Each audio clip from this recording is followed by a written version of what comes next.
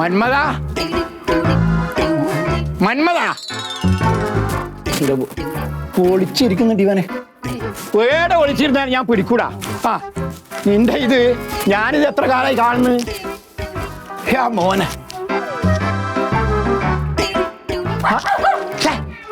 പറ്റി അതിൻ്റെ അടുത്ത് കേട ഇവൻ. നീ എത്ര ഒളിച്ചിരുന്നാലും ഞാൻ പിടിക്കോ മന്മത.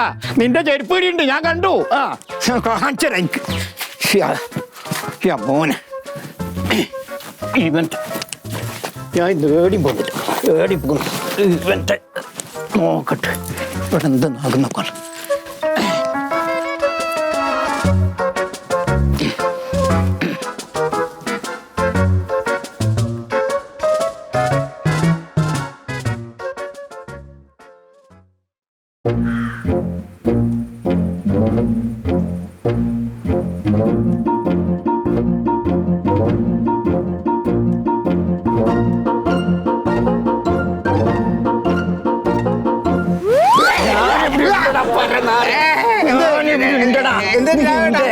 നിന്റെ ഈ കള്ളത്രണം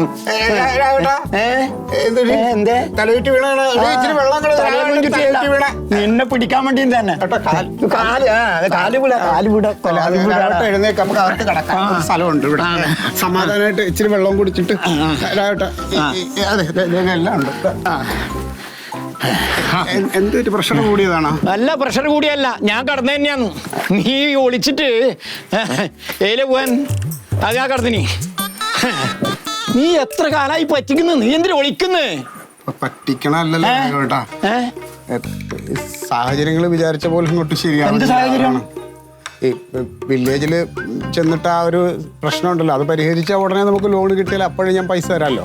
എന്ത് വില്ലേജിന്റെ കാര്യം? 1.5 കൊല്ലായി നീ പറഞ്ഞോണ്ടായിരുന്നു വില്ലേജിന്റെ കാര്യം. അതെ രാഘവേട്ടാ, അത് ഈ പ്രമാണത്തിലുള്ള പെശക അവര് ക്ലിയർ ചെയ്ത് തരാന്ന് പറഞ്ഞിട്ട് എന്നിട്ട് നടത്തിക്കാണ്. എനിക്ക് നിന്റെ പ്രമാണത്തിലൊക്കെ പെശക ഒന്നും എനിക്ക് അറിയണ്ട. എനിക്ക് 2.5 ലക്ഷം ഉറുപ്പ്യല്ലേ, അതിന്റെ പലിശ എത്രയായി? നീ പലിശ തന്നുവാ? എന്നാ കുറച്ച് പലിശ തന്നില്ലെങ്കിലോ? രാഘവേട്ടാ, ഇതിനു മുമ്പ് ഞാൻ മേടിച്ചെല്ലാം കൃത്യമായിട്ട്. അത് 1000 2000 അതൊന്നുമല്ല, ഇത് 2.5 ലക്ഷം ഉറുപ്പ്യാന്ന്. എനിക്ക് ഇച്ചിരി സാവകാശം തന്നെ രാഘവേട്ടാ. എന്ത് സാവകാശം? സാധാരണ ഇത്രയും വൈകാലേ ഞാൻ പിള്ളേരെ അയക്കും, അവര് ടൂൾസ് ആയിട്ടോ വരാ, അറിയാ? എന്നാ സംഗതി മാറും. നാട്ടുകാരനും കേക്കട്ടെ, നാട്ടുകാരായത് കേക്കണം. 2.5 ലക്ഷം ഉറുപ്പ്യ മേടിച്ചിട്ട് 2 കൊല്ലായി. ഇവൻ തിന്നിട്ട് എനിക്ക് പലിശയും തരുന്നില്ല, ഇതും തരുന്നില്ല. എന്തേ അതെ പ്യാരി, മോളുടെ കല്യാണത്തിന് ഞാൻ കുറച്ച് പൈസ രാഘവേട്ടന് കടം മേടിച്ചിരുന്നേ. കുറച്ച് പൈസ 2.5 ലക്ഷം ഉറുപ്പ്യാന്ന്. ആ പൈസ കൊണ്ടാണ് നാട്ടുകാരെല്ലാം നക്കിയത്. നീ നക്കിയതായാലും ഊളത്തരം പറയല്ലേ കപ്പടാ മിച്ചം വെച്ചിട്ട് അയാൾ കാര്യം പറയട്ടെ, മിണ്ടാതെ നിൽക്ക്. അപ്പൊ ഞാനത് ഒരു ലോൺ എടുത്തിട്ട് തിരിച്ചു കൊടുക്കാന്നുള്ള ഇതിലായിരുന്നു. അപ്പൊ ലോൺ എടുക്കാൻ ചെന്നപ്പോ ആ രേഖകളിൽ ചെറിയ പ്രശ്നം. അത് ശരിയാക്കാൻ വില്ലേജ് ഓഫീസിൽ കൊടുത്തു. വില്ലേജ് ഓഫീസിൽ കൊടുത്തപ്പോ അവരെന്നിട്ട് ഇങ്ങനെ നടത്തിക്കണം. അധികം നാളായി കൊടുത്തിട്ട്? 1.5 കൊല്ലമായി. 1.5 കൊല്ലായി. രാഘവേട്ടാ, ഞാനൊരു കാര്യം പറയട്ടെ. ഇപ്പൊ മന്മഥനെ നമുക്ക് അറിയാവുന്ന ഒരാളാണ്. അയാൾ അങ്ങനെ ആരെയും പറ്റിച്ചിട്ടുള്ള ആളല്ല. ഇപ്പൊ അയാളുടെ മോളുടെ ഒരു കല്യാണത്തിന്റെ ആദ്യമായിട്ട് സഹായിച്ചതല്ലേ, അയാള് തിരിച്ചും തരാന്ന് പറയുന്നുണ്ട്. ഇപ്പൊ ഈ വില്ലേജ് ഓഫീസിലെ പ്രശ്നത്തിൽ ഞാൻ ഇടപെടാം. 1-2 ദിവസം കൊണ്ട് അത് കറക്റ്റ് ചെയ്തിട്ട് ലോൺ എടുത്തിട്ട് രാഘവേട്ടന് തരാനുള്ള പൈസ തരിക പോരെ? ഉറപ്പായിട്ടും. അല്ലാതെ ഇവിടെ കിടന്ന് ഒച്ചയെടുത്ത് പേര് കളഞ്ഞിട്ട് എന്താ കാര്യം? രാഘവേട്ടൻ സമാധാനമായിട്ട് പൈസ ഞാൻ മേടിച്ചു തരാം. നിന്റെ അടുത്താ ഞാൻ വരാം, മേടിച്ചു തരാം ഉറപ്പായിട്ടും. എന്നാ ഞാൻ ഇപ്പൊ പോവാ. പട്ടി നിന്നെ കൂടെ ഇതാക്കും ഞാൻ. ഇയാളെ കുബേരയുടെ അടുത്ത് പിടിപ്പിക്കേണ്ടി വരും, ആള് പിടിപ്പല്ല. അതെ അതൊന്നും വേണ്ട പേര്, നമ്മളൊരു ആപത്ത് ഘട്ടത്തിൽ സഹായിച്ച ആളല്ലേ. അല്ല, വില്ലേജിൽ ഇപ്പൊ അധികം നാളായി നടക്കാൻ തുടങ്ങിയിട്ട്? 1.5 കൊല്ലമായി. തന്റെ പേരിൽ ചെറിയൊരു തെറ്റുണ്ട്, അപ്പൊ അത് തിരുത്താനായിട്ടാണ് വില്ലേജിൽ കൊടുത്തത്. ആ കാര്യത്തില് മന്മഥേട്ടൻ പ്രയാസപ്പെടണ്ട. ഞാൻ വില്ലേജിലൊക്കെ കയറി ഇറങ്ങി കുറെ പേപ്പറൊക്കെ ശരിയാക്കുന്ന ആളാണല്ലോ. അപ്പൊ നമ്മള് പറഞ്ഞാല് നടക്കും. അപ്പൊ അത് ഞാൻ ശരിയാക്കി തരാം. ഒരു 10 രൂപ കരുതി വെച്ചേരി കേട്ടോ. ഇതെന്താണിത്? ഈ 10 അല്ല, വലിയ 10, 10,000. 10,000 വേണ്ടി മന്മഥേട്ട. ഇത് എനിക്ക് കൊണ്ടുപോയി തിന്നാൻ വേണ്ടിയിട്ടല്ല, വില്ലേജിൽ ആളാൻ വീതം 5,000 രൂപ വെച്ച് കൊടുക്കണം. പിന്നെ എന്റെ സ്വാധീനം അനുസരിച്ചിട്ട് നമുക്ക് പരമാവധി ചവിട്ടി കുറക്കാൻ നോക്കാം.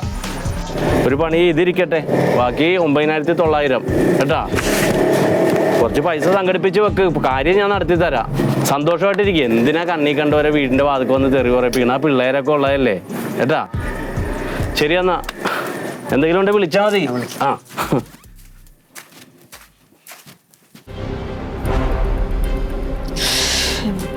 ഇപ്പാണല്ലോ. എന്ത് പറ്റി?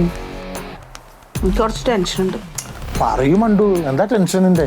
ഓഫീസിലെ കാര്യമാണ് പറഞ്ഞാൽ നിങ്ങൾക്ക് മനസ്സിലാവില്ല. പറഞ്ഞാലല്ല മനസ്സിലാവും മണ്ടു. പറയൂ. എന്നാ പറയാ. പറയൂ. പിന്നെ എന്താന്ന് എന്നോട് ചോദിക്കരുത്. ഇല്ല. അതെ, ഞങ്ങൾക്ക് എല്ലാവർക്കും ടാർജറ്റ് തന്നിരിക്കുക. എന്ത് ടാർജറ്റ്? അതായത് നമ്മൾ ഈ ഒറ്റത്തവണ നികുതി അടപ്പിക്കണ പരിപാടിയില്ലേ, ഒറ്റത്തവണ ഇതന്നെ ഞാനൊന്നും പറയാത്തൊന്നും മനസ്സിലാവില്ല. മണ്ടു പറഞ്ഞാലല്ല മനസ്സിലാവുള്ളൂ. നമ്മളിപ്പോ ഒരു പുതിയ വീട് വെച്ചിട്ടുണ്ടെങ്കിൽ അതിന് ടാക്സ് അടക്കണ്ടേ? അതുപോലെ ഇപ്പൊ ഉള്ള വീട് എക്സ്റ്റെൻഡ് ചെയ്തിട്ടുണ്ടെങ്കിൽ അപ്പൊ അത് അധിക നികുതിയായി. ഇതൊക്കെ അടയ്ക്കാത്ത ആൾക്കാരുണ്ടാവും. അങ്ങനത്തെ വീടുകൾ കണ്ടുപിടിച്ച് ആ വീട് അളന്ന് എത്ര സ്ക്വയർ ഫീറ്റ് ഉണ്ടെന്നൊക്കെ എഴുതി അധിക നികുതി എത്രയാന്നൊക്കെ കണ്ട് അവരെ കൊണ്ട് അടപ്പിക്കണം. അതാണപ്പോ അത്ര വലിയ പണി. അതൊന്നും വലിയ പണി. എന്താ അത് വലിയ പണിയല്ലേ? അതെന്ത് എളുപ്പമല്ലേ? അങ്ങോട്ട് ചെല്ലണം, വീട് കണ്ടുപിടിച്ച് ചെന്ന് അളന്ന് അടപ്പിക്കണം. അത്രേ ഉള്ളൂ. അത്രേ ഉള്ളൂ. അല്ല, ഈ വീടൊന്നും അളന്ന് കാണിച്ചാ ഇത് എത്ര സ്ക്വയർ ഫീറ്റ് ഉണ്ടെന്നൊന്നും പറഞ്ഞേ. നിസ്സാരല്ലേ? ആണോ? അന്നൊന്ന് അളന്ന് കാണിച്ചേ. പറയൂ.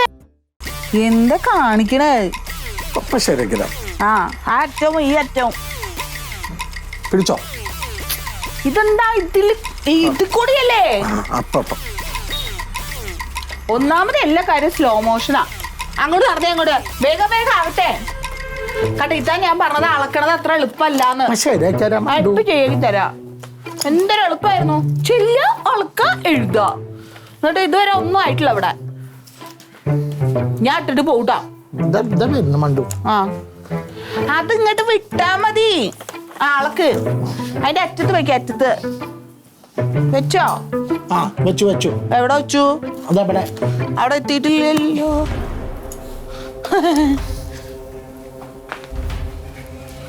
എന്താ ഇത്? അളക്കച്ചാ. നിന്നോടല്ല, ഇതെന്താ ഇത്? അളക്കച്ചാ. എന്തിന്? വെറുതെ. അങ്ങനെ വെറുതെ അളക്കണ്ട. ഇതിന്റെ വീടാണ്. ഞാനാണ് ഈ വീടിന് നികുതി കിട്ടുന്ന ആള്. എന്റെ കണ്ണടയുന്നത് വരെ ഈ വീട് ഞാൻ ആർക്കും കൊടുക്കാൻ ഉദ്ദേശിക്കുന്നില്ല. പിന്നെ ഇപ്പൊ നിങ്ങൾ അളക്കേണ്ട കാര്യമുണ്ടോ? അല്ല, ഇതിനിപ്പോ അളന്നിട്ട് ഞങ്ങളിത് തലയിൽ ചുമന്ന് കൊണ്ടുപോകാൻ പോവാ. പിന്നെ എന്തിനാണ് ഇത് അളക്കണത്? വെറുതെ അളക്കാണ്. വെറുതെ അളക്കണ്ടാന്ന്. ഇതെന്റെ വീടാണ്. അച്ഛാ, നികുതി നികുതി. ഒന്ന് പോടാ അവിടുന്ന്. നികുതി കേട്ടണ ഞാനല്ലേ? കേട്ടില്ല നികുതി? അച്ഛൻ ഇങ്ങനെ ഒച്ച എടുക്കേണ്ട കാര്യമൊന്നുമില്ല. അത് ഇങ്ങനെ വെറുതെ പിടിച്ചു നോക്കി അത്രേ ഉള്ളൂ. വെറുതെ അളക്കേണ്ട കാര്യമില്ലല്ലോ. എന്റെ വീട് എന്തിനാ നിങ്ങൾ അളക്കാൻ നിൽക്കണത്? എന്നോട് ചോദിക്കണ്ടേ? അതെ, നീ വില്ലേജ് ഓഫീസിലെ ജോലിക്കാരിയാണെങ്കിൽ അവിടെ പോയിരുന്നോ? ഇത് കലക്ടർ വന്നാൽ പോലും സമ്മതിക്കില്ല ഞാൻ അതിന് കേട്ടാ. അച്ഛന്റെ നികുതി കൊണ്ടുപോയിട്ട് വില്ലേജ് ഓഫീസിൽ കേട്ടാ എനിക്ക് ഭ്രാന്തൊന്നും ഇല്ല. ആ, അങ്ങനെ എന്റെ നിനക്ക് നാക്കുത്ത് നല്ല കൂടുതലാ. അതവിടെ കയ്യിൽ വെച്ചോ. അത് ഇന്റെ അടുത്ത് ചെലവാവില്ല. അച്ഛനോട് പറഞ്ഞിട്ട് ഒരു കാര്യം, ഇത് പിടിച്ചേ പിടിച്ചേ.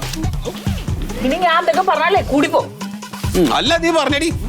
അച്ഛനോട് എന്തെങ്കിലും പറഞ്ഞാൽ അച്ഛന്റെ തല കയറാറുണ്ടോ? നീ പറഞ്ഞോ? ഇവിടെ നിന്ന് പറഞ്ഞോ? ആ, പറഞ്ഞോ പറഞ്ഞോ. അച്ഛന് കാണയില്ലെങ്കിൽ എനിക്ക് കാണുന്നുണ്ട്. ആ, നിനക്ക് കാണുന്നുണ്ട്. എനിക്കറിയാം. ആ, പൊയ്ക്കടോ പിന്നാലെ. പൊയ്ക്കോ, കേറി പൊയ്ക്കോ. ആ കുണുങ്ങ് എന്നിട്ട് ആരോട് പറയുന്നു? കുടുംബം നശിച്ചു, വേറൊന്നും പറഞ്ഞിട്ട് കാര്യമില്ല. വളക്കാതെ നടക്കാണ് അവര്. എന്റെ വീട് അളക്ക്. ഇനി ഇതൊന്ന് വാഗം പേടിച്ചു കൊണ്ടുപോകാനുള്ള പരിപാടിയാ. കയ്യിൽ വെച്ചാൽ